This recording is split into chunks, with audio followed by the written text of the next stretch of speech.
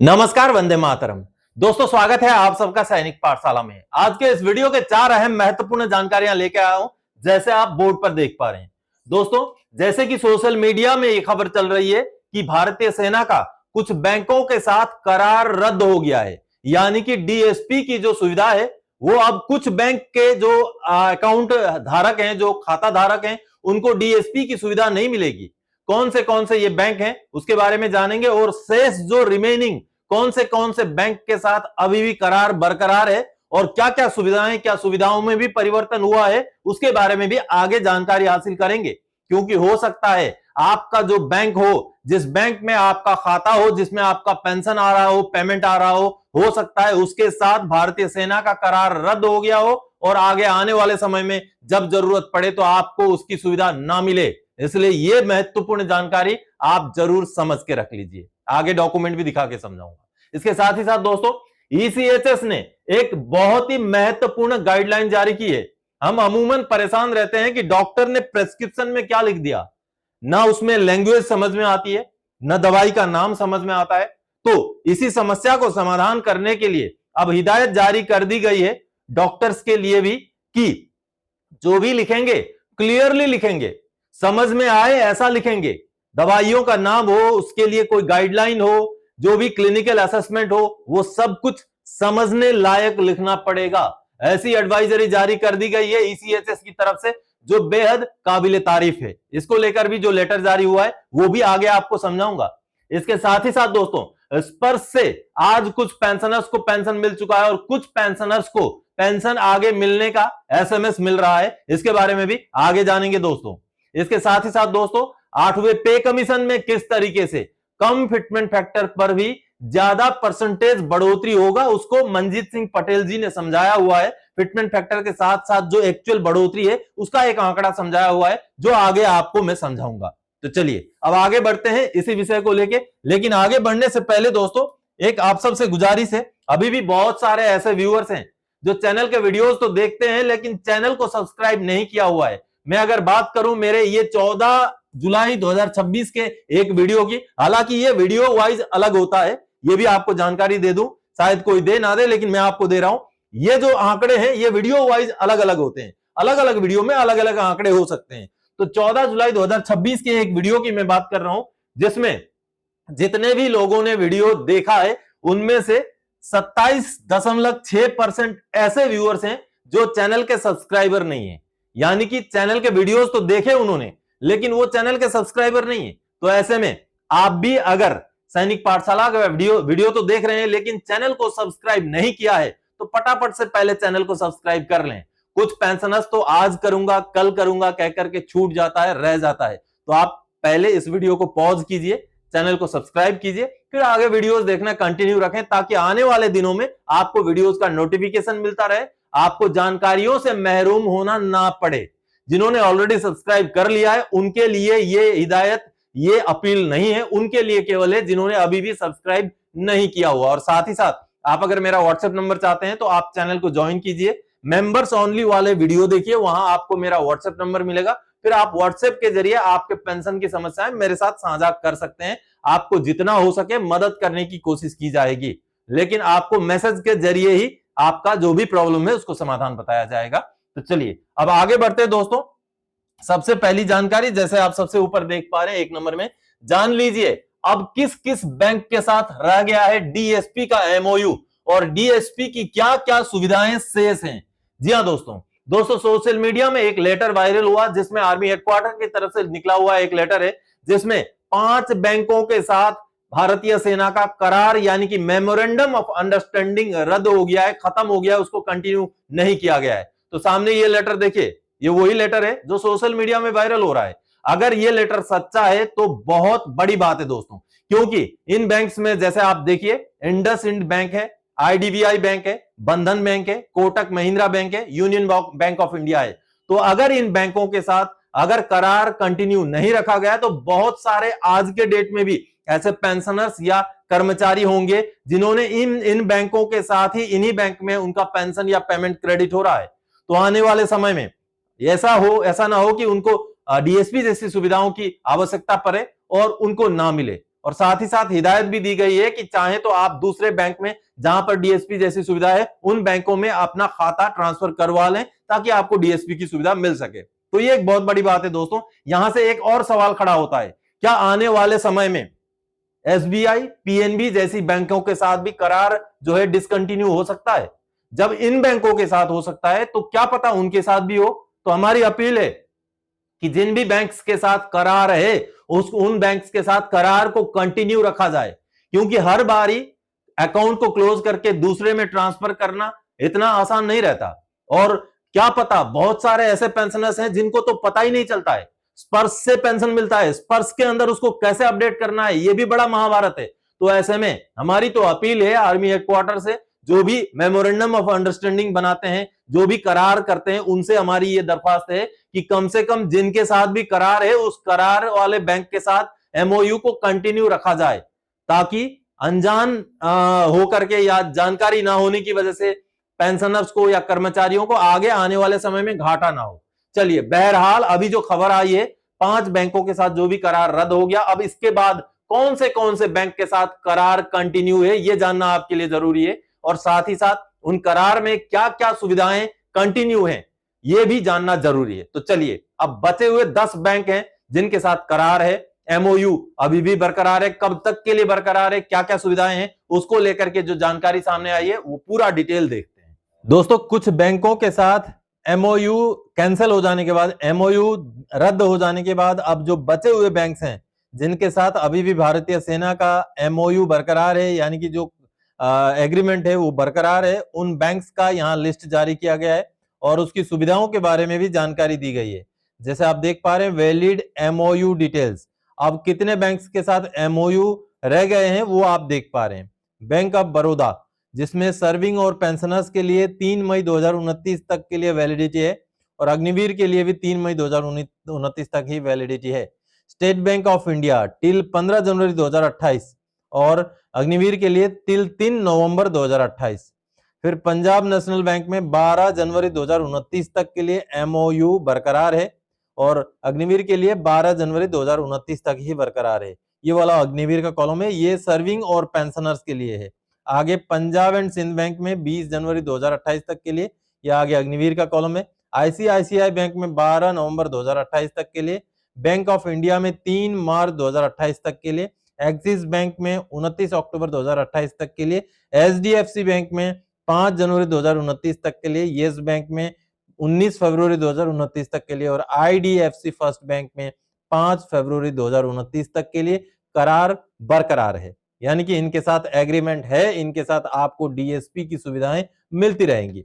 तो चलिए, अब सुविधाओं में कोई कटौती हुई है क्या? आप देख पा रहे हैं, ये देखिए, major benefit associated with DSP account. DSP account के साथ जो मेजर बेनिफिट्स हैं, जो मुख्य बेनिफिट हैं, वो क्या क्या हैं आप देखिए। स्टेट बैंक ऑफ बड़ौदा की बात करें तो पर्सनल एक्सीडेंट इंश्योरेंस, जो डेथ का जो कवरेज है वो 1.25 करोड़ है, और साथ ही अगर personal accident insurance death amount pensioners की बात करें तो 75 लाख रुपए है। आगे स्टेट बैंक ऑफ इंडिया का सर्विंग के लिए 1 करोड़ है और जो रिटायरी है उनके लिए 50 लाख है। पंजाब नेशनल बैंक का सर्विंग के लिए 1 लाख है और रिटायरी का 50 लाख है। पंजाब एंड सिंध बैंक का 1 करोड़ और 1 करोड़ है पेंशनर्स के लिए भी। आईसीआईसीआई बैंक का 1 करोड़ और 50 लाख। बैंक ऑफ इंडिया का 1 करोड़ सर्विंग के लिए और 10 लाख रुपए है रिटायरी के लिए। Additional free group insurance cover भी मिलेगा, इसका डिटेल्स आप यहाँ देख पा रहे हैं। उसी हिसाब से एक्सिस बैंक का ये 1 करोड़ 50 लाख, एचडीएफसी बैंक का सर्विंग के लिए 1 करोड़ और रिटायरी के पेंशनर्स के लिए भी 1 करोड़ है। यस बैंक 1 करोड़ रुपए है और 40 लाख रुपए है। फिर 90 लाख रेगुलर सैलरी क्रेडिट होगा, आईडीएफसी फर्स्ट बैंक का है।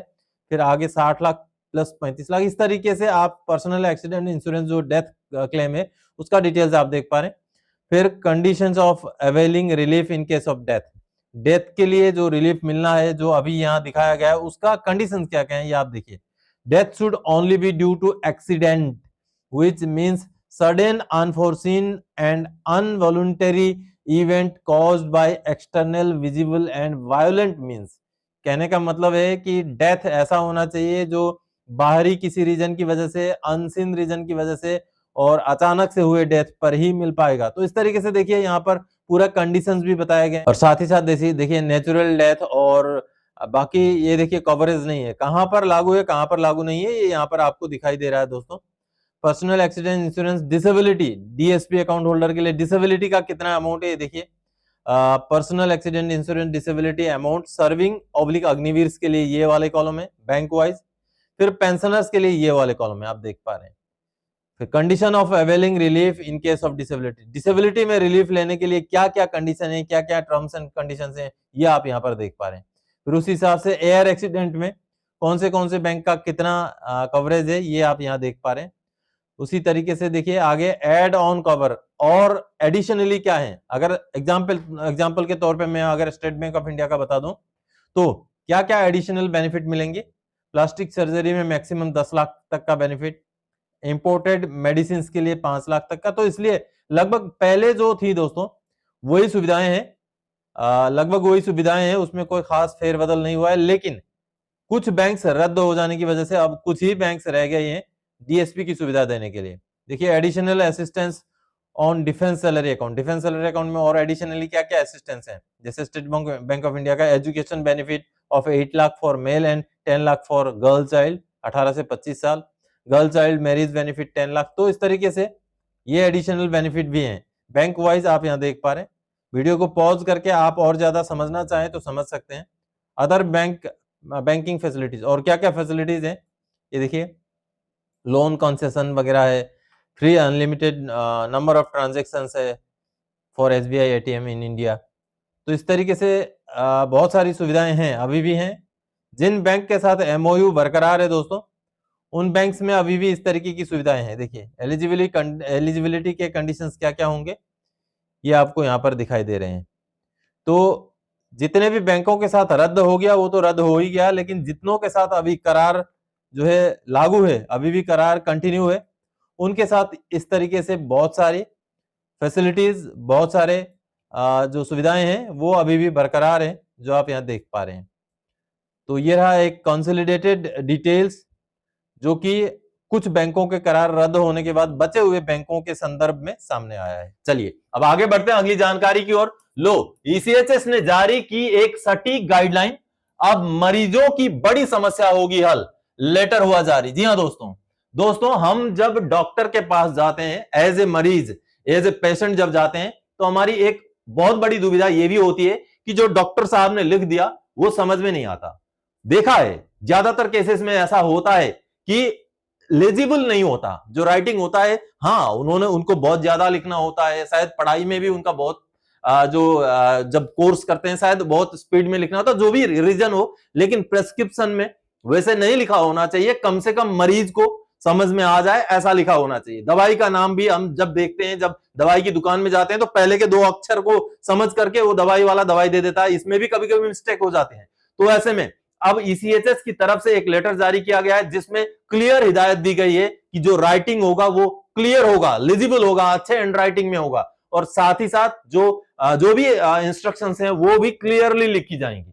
तो ये जो लेटर जारी हुआ है जो काबिले तारीफ है, उस लेटर को देखते हैं। चलिए दोस्तों, ईसीएचएस की तरफ से मरीजों के बहुत बड़े समस्याओं को समाधान करते हुए ये गाइडलाइन निकाला गया है, जिसमें जो भी प्रेस्क्रिप्शन डॉक्टर्स लिखते हैं वो समझने लायक अक्षरों में लिखा जाए, दवाइयों का नाम क्लियर लिखा जाए, बहुत सारी चीजें, बहुत सारी हिदायतें यहां दी गई हैं आप देखिए। और कुल मिलाकर के ये नीचे 4 नंबर पैराग्राफ में ये हिदायतें हैं, देख पा रहे हैं।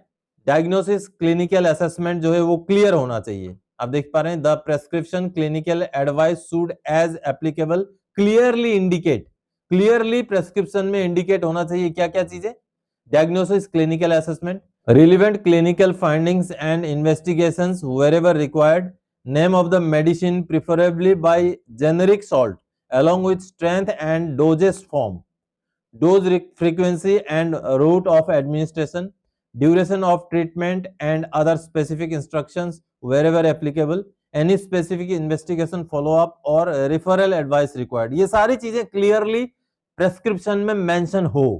और साथ ही साथ जो हैंड राइटिंग है, the prescription clinical opinion when handwriting should be legible, साफ साफ कर दिया गया है कि जो अक्षर लिखे जाएंगे डॉक्टरों द्वारा वो साफ हो, क्लियर हो, लिजिबल हो, पढ़ाई में आसानी से आए ऐसा हो।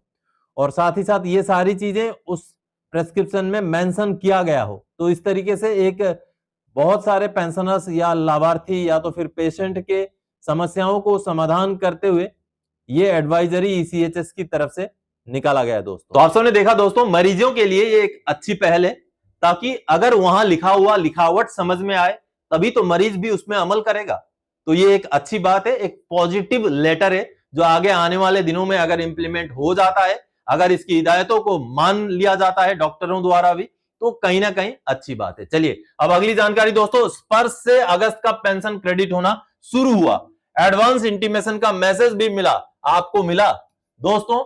केरल के जितने भी पेंशनर्स या कर्मचारी हैं उनका पेमेंट या पेंशन का भुगतान आज यानी 24 अगस्त को चल रहा है, क्योंकि हिदायत जारी कर दी गई थी कि ओणम की वजह से वित्त मंत्रालय की तरफ से मिले आदेश के बेस पर जो है आज भुगतान शुरू है। तो ऐसे में बाकी जितने भी देश के बाकी हिस्सों में कर्मचारी या पेंशनर्स हैं उनका भुगतान नियमित समय पर ही होगा। और ऐसे में स्पर्श ने भी अब बाकी बचे हुए पेंशनर्स के भुगतान के लिए 31 अगस्त 2026 के डेट का मैसेज देना शुरू कर दिया है। जी हाँ, 31 अगस्त यानी कि महीने का आखिरी वर्किंग डे, जिस दिन जो है अगस्त महीने का पेंशन बाकी लोगों के खाते में आ जाएगा, केरल को छोड़ करके। तो मैसेजेस भी आप देख पा रहे हैं, आपको भी शायद मैसेज मिल गया होगा। अगर एसएमएस नहीं भी मिला तो चिंतित ना हो, पहले भी मैंने आपको समझाया है कि एसएमएस मिलने में कुछ रीजनों की वजह से हो सकता है दिक्कत आए, आप तक एसएमएस ना पहुंचे। लेकिन अगर आपका लाइफ सर्टिफिकेट का कोई इश्यू नहीं है, आपका आधार वगैरह पूरा अपडेटेड है स्पर्श के अंदर, तो पेंशन ना मिलने की कोई समस्या नहीं होगी।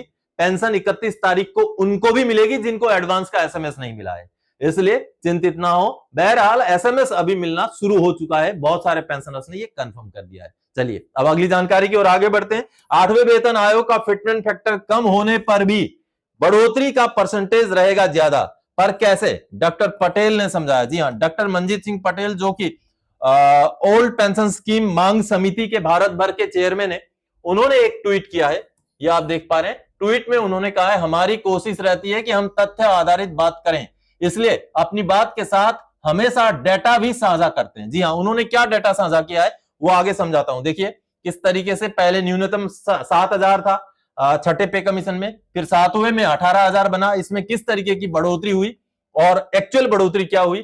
फिर आगे अब 8वें पे कमीशन का भी एक आंकलन उन्होंने बताया 2.1 फिटमेंट फैक्टर के हिसाब से, तो ये बढ़ोतरी कितनी होगी। चलिए एक और इन्होंने एक फोटो साझा किया है, उसको देख करके समझते हैं।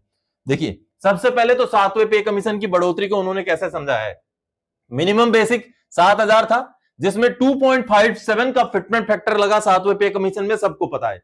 2.57 फिटमेंट फैक्टर के हिसाब से 17,990 इज इक्वल टू 18,000, यानी कि 17,990 बनता है। 7,000 को 2.57 से गुणा करने से राउंड ऑफ करके 18,000 कर दिया गया। तो ठीक है, जबकि डीए था उस समय में 125%, यानी कि 15,750 रुपए तो डीए ऑलरेडी मिल रहा था, यानी कि कुल जो लाभ हुआ 18,000 दे दिया गया, लेकिन डीए को और 7,000 को जोड़ के 15,775 तो ऑलरेडी मिल रहा था, यानी कि कुल जो लाभ हुआ वो 2,250 रुपए का हुआ। यानी कि छठे पे कमीशन से 7वें पे कमीशन में जब पेमेंट या पेंशन मर्ज हुआ तो मिनिमम बेसिक के हिसाब से केवल 2,250 रुपए का ही लाभ हुआ, जो कि अगर 7,000 रुपए के ऊपर उस लाभ का परसेंटेज निकालें तो 32% होता है। यह चीज यहां पर समझाया गया है। अब चलिए 8वें पे कमीशन में उसी कैलकुलेशन को उन्होंने कैसे समझाया, देखिए 8 सीपीसी मिनिमम जो है आज के डेट में 18,000 बेसिक है, ठीक है, 58% डीए है, तो डीए हालांकि 60% होगा,